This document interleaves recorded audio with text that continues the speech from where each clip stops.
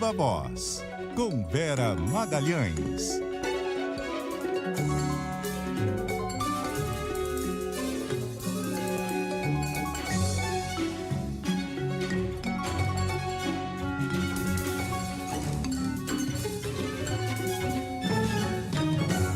Hora de conversar com a Vera Magalhães. Boa tarde para você, Vera.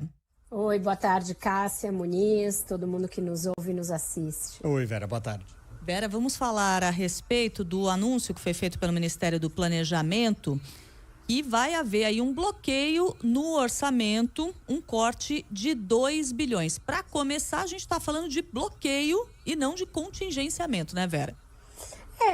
Detalhe semântico ali, né? Uma filigrana, porque na verdade os dois cortam despesas discricionárias, ou seja, despesas que não são obrigatórias.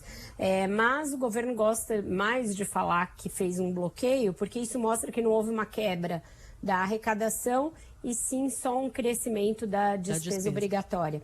Então, isso mostra que as coisas estão mais equacionadas, é uma notícia que soa de uma forma mais positiva, Cássia. Mas é isso, a Simone Tebet tinha falado no dia da reunião ministerial que a arrecadação estava bombando tanto que não teria de haver contingenciamento. De fato não houve, mas há esse bloqueio temporário de recursos que vão ser anunciados aí para que pastas vão ser destinados, para que o governo continue dentro da meta orçamentária para esse ano, que é de déficit zero, né? E é um déficit zero, mas que não é tão zero. Ele permite um déficit de até 9,3 bilhões nesse ano. Por quê? Porque existe uma banda dentro do arcabouço fiscal que diz que se você estourar em 0,25 o PIB, você ainda assim fez déficit zero. Então, 9,3 bilhões é considerado déficit zero. Porque o orçamento é muito grande, né, e o PIB muito alto.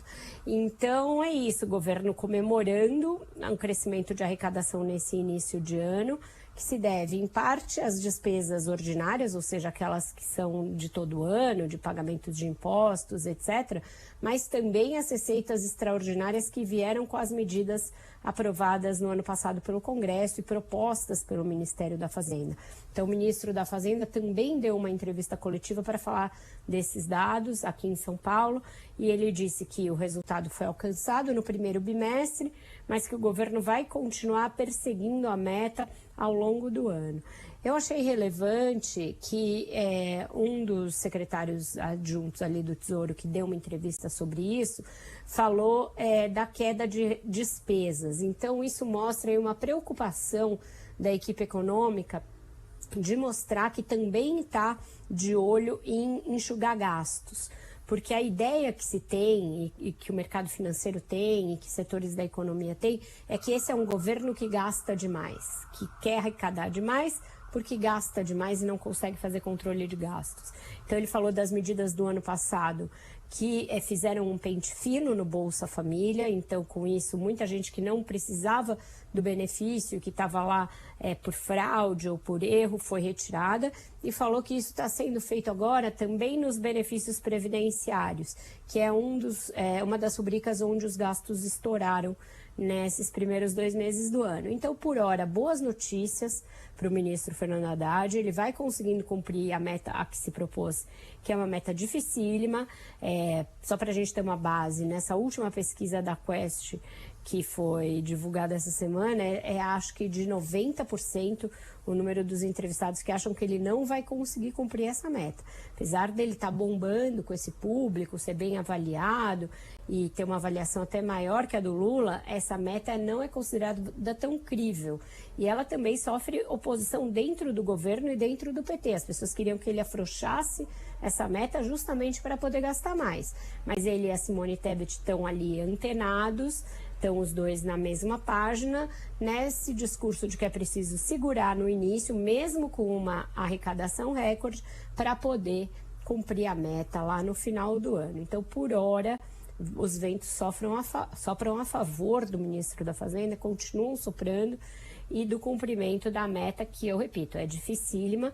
Nesses 2 primeiros meses é fácil, porque essa arrecadação extra vem prioritariamente no início do ano, mas quero ver quando estiver chegando a eleição, quando a pressão por emendas aumentar, quando começar a ter de liberar o fundo eleitoral que não é contingenciável, ou seja, aquele fundão de 4 e tantos bilhões das eleições, quase 5, ele tem que ser liberado na integralidade, não tem contingenciamento possível nesse dinheiro. Então, ainda vamos ter pressão de gastos mais para frente, embora o começo do ano tenha sido auspicioso para o ministro da Fazenda, Cássio. É isso, uma vitória, mas comemorada com uma certa cautela, né, Vera? Porque não se sabe o que vem por aí. Exato. Comemorar em restaurante barato, não pode gastar no vinho, porque tem que poupar lá para o fim do ano. Ou pensando em comemorar aí nos ingressos de shows. Aliás, você vai pro Lollapalooza esse fim de semana, Vera? Não irei, ficarei em casa. Olha. Dessa vez não irei. A previsão do tempo também não é das ajuda, melhores. Verdade. Né? A distância já não é um convite, a previsão do tempo ainda não ajuda.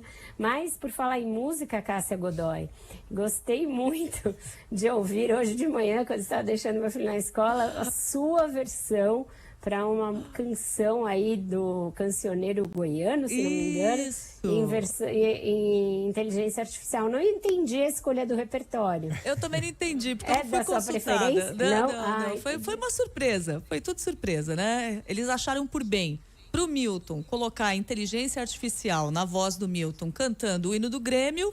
E na minha versão, essa canção, que parece que é bastante conhecida, confesso que eu não conhecia ainda, mas já entrou no meu repertório, né?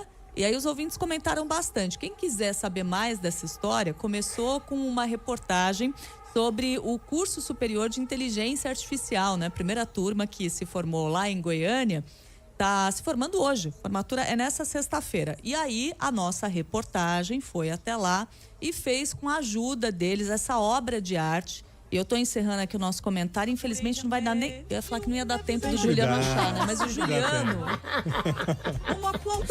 É um pouquinho assustador, mas tudo bem. Exatamente. É um pouco assustador, mas tudo bem. Eu achei interessante como uma coisa híbrida, né? Porque fica assim... Ficou uma pegada sertaneja, tem um certo vibrato, mas parece um fado também. Né?